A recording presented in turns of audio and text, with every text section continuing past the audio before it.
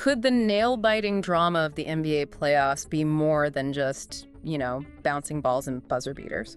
What if the superstar showdowns, the improbable comebacks, even the final team standing, what if it's not entirely up to chance? That's a heavy thought. Right. And here's a bold question for you. Is it possible that the story, the script for the 2025 NBA playoffs is already being penned? Penned where, though? Not in the locker rooms, you mean? Exactly. Maybe somewhere behind the scenes, like at the league office. Welcome to the Deep Dive, everyone. Great to be here. Today, we're locked in on this single burning question. Is the 2025 NBA playoff script already written? Because, well, fans seem to be increasingly saying yes. It's definitely a hot topic online. You see it everywhere. Absolutely. You've shared just a fascinating collection of fan theories, observations from past seasons, all fueling this suspicion. Yeah, people notice things, patterns. So look, we're not here to declare anything as fact. Definitely not. But our mission today is to unpack these arguments, these compelling points people are making. Examine those moments that have, raised eyebrows over the years. Exactly. And really consider what you should maybe be watching for in the upcoming playoffs if these whispers hold any truth. It's quite something, isn't it? How persistent these questions are. It is. And the sheer volume of, fan theories and videos and posts. It really speaks volumes. It really does. You've brought together some great examples for us to look at. Perceived officiating issues. Lottery outcomes that just seemed, almost too perfect. Yeah, convenient, maybe. Yeah. It shows fans really want to understand what's going on behind the curtain, so to speak. Definitely. Okay, let's rewind a bit. 2023 playoffs. That Lakers-Warriors series. Yes. I remember the buzz around that one. You highlighted a listener observation, actually, about what seemed like unfavorable officiating towards the Warriors. Specific mentions of fouls on Looney, or maybe non-calls. Right. Those moments where, the game is tight, emotions are high. And the replays get scrutinized like crazy. That's when these questions about hidden influences really seem to bubble up. Have you ever felt that way? Just watching a game thinking, man, the calls are just consistently going one way. Oh, sure. And I think that's the key point you raised. It's not always just one bad call, right? It's when there seems to be a pattern over a game or even a series.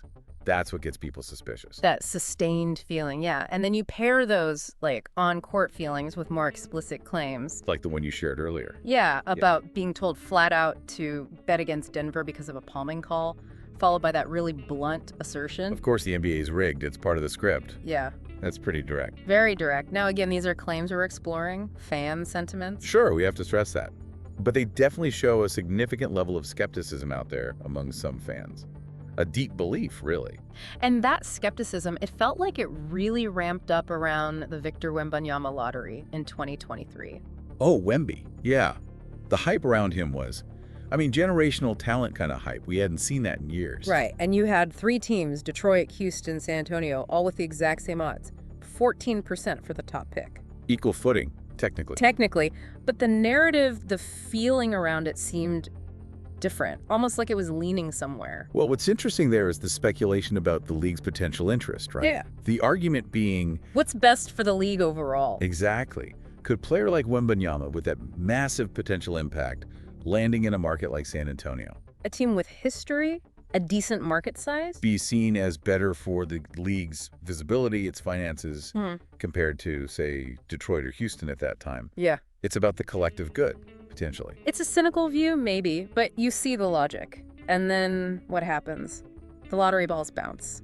And the Spurs get the pick. San Antonio wins. A team with that history, that market. And the media almost instantly declares it a perfect fit. Which, look, it might genuinely have been a perfect fit. And it could absolutely be pure chance. The lottery is designed to be random. Of course. But the way everything aligned, Wemby apparently being open to the Spurs, the media reaction, it struck some fans as just a little too neat. Too convenient. Yeah, I get that. Even the NBA releasing the lottery draw on YouTube. Trying to be transparent. Right. But for some fans, that actually backfired. It made them more suspicious, strangely enough. It's wild, isn't it? It really brings up this interesting point about perception. When an outcome lines up perfectly with what seems like the best narrative, people question it. It's natural to question it. The source used that analogy of a magician making an elephant disappear. Right, like if that kind of manipulation is possible, could something less dramatic like guiding lottery balls also be possible? It plants the seed of doubt. It does. Thinking back, did the outcome of the Wembanyama lottery surprise you at all when it happened? I think the smoothness of it all raised an eyebrow for me. Yeah. Just how perfectly it seemed to slot into place. That feeling of things lining up maybe too neatly. Yeah. And according to the fan theories you found, that same kind of feeling seemed to pop up again with the Anthony Davis and Luka Doncic trade. The blockbuster. That definitely made waves. Two massive stars involved. And it seemed to come together incredibly fast, didn't it? Very quickly. The context people often point to is this idea that maybe the NBA felt it was, I don't know, losing a bit of momentum, needed a spark.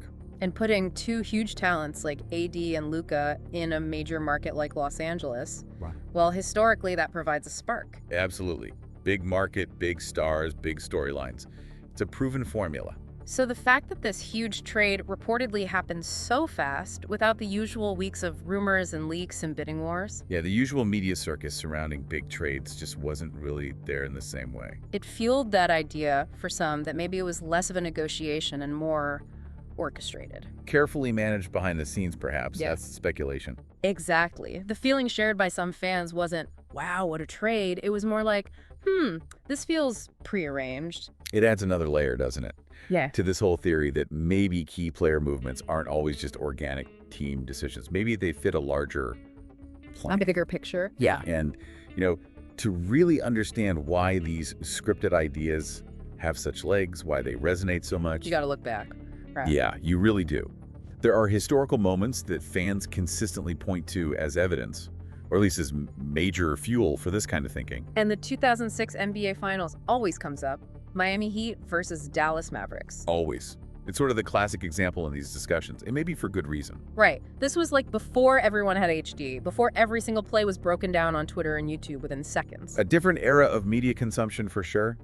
Made it harder to dissect officiating in real time for the average fan. But the narrative around that series, whether it's fair or not, was that the league was kind of looking for its next big star. There was talk around Kobe Bryant at the time, and maybe needing someone else to step into that spotlight. And that's where the officiating, specifically involving TWOI and Wade, became such a huge point of contention. The free throws. The free throws. Yeah. The sheer number of free throws he shot, especially in those crucial late games. Compared to the entire Mavericks team. Right. It was statistically, well, let's just say it stands out. Game 5, Wade shoots 25 free throws.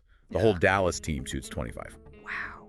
I mean, hearing it laid out like that. Those are numbers that are just hard to ignore. They absolutely raise questions about, was the playing field level? The source even mentioned fans joking you got called for a foul just for looking at Wade. Yeah, hyperbole, obviously, but it captures the frustration. Did you or anyone you knew watching back then feel like that series felt off, affiliating-wise? I remember the talk. Definitely. And the source material is careful to point out. It wasn't about Wade's effort. He was playing incredibly well, balling out. Absolutely. He earned the MVP. But the perception for many fans was that the whistles just seemed to tilt the scales at key moments. And, well, the outcome, a new, exciting star winning the title, certainly aligned with that narrative of the league needing one. So if you take these past events, the 06 finals, the lottery, the trades, and they contribute to this idea of a potential script, then the natural question becomes, what could that mean looking ahead, specifically to the 2025 playoffs? That's the core of it, right? Yeah. How might this play out next season? And the argument often circles back to the league's business needs, viewership, engagement. Keeping people watching, especially the casual fans. Exactly. In today's super crowded entertainment world, the NBA needs those compelling narratives, those must-see matchups, to keep eyeballs glued to the screen. That's vital for ratings, for ad revenue, for the whole ecosystem. The source material then kind of games this out, looking at potential 2025 finals matchups through this scripted lens. Yeah, it contrasts a hypothetical, say, Cleveland Cavaliers versus Oklahoma City Thunder final. Two really good young teams, potentially the best in their conferences based purely on basketball. Right. Top-tier hoops. But would that matchup have the same mainstream pull, the casual fan appeal? Compared to matchups with bigger names, longer histories?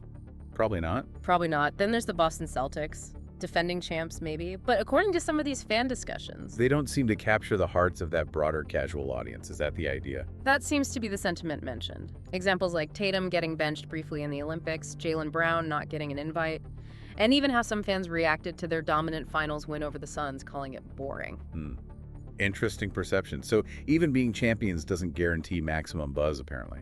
Which potential finals matchup, just thinking about it now, do you reckon would generate the most widespread excitement? Like, get everyone talking? Well, purely from that narrative-driven what makes good TV perspective.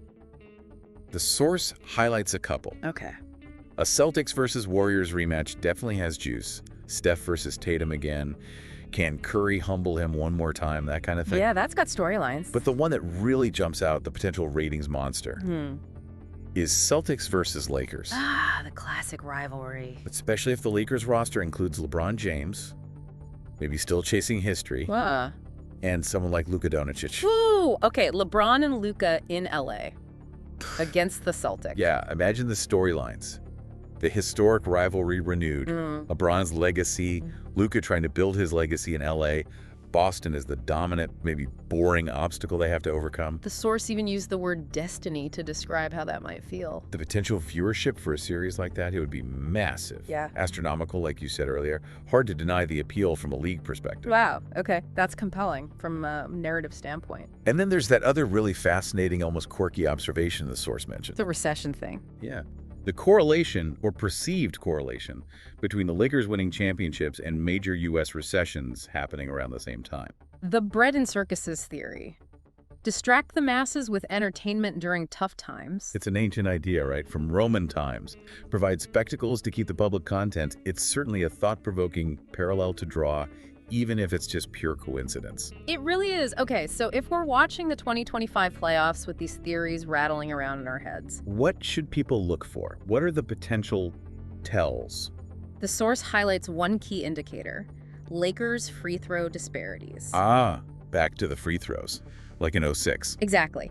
The idea is if the Lakers start consistently, significantly getting more free throw attempts than their opponents game after game, especially deep in the playoffs. And especially if they end up in a finals matchup against, say, the Celtics. Then, for those who suspect a script, that disparity would be seen as potential evidence. A sign of a thumb on the scale, maybe? It becomes something tangible fans can actually track, night in and night out.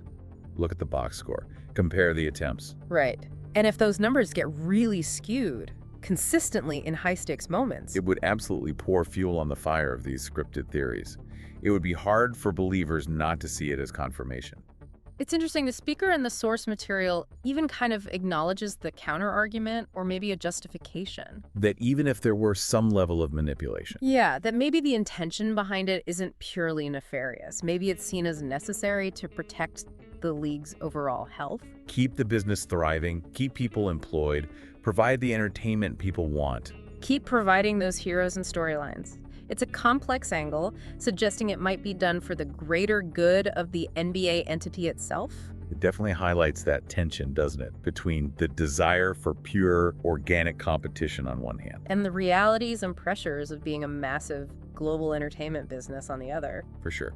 And the source briefly touched on other ways to get that intensity, right? Like maybe restructuring contracts somehow. Yeah, mentioned incentivizing winning more directly rather than just guaranteed money. Yeah. That sounded like a whole other deep dive. Another topic for another day, perhaps? Perhaps.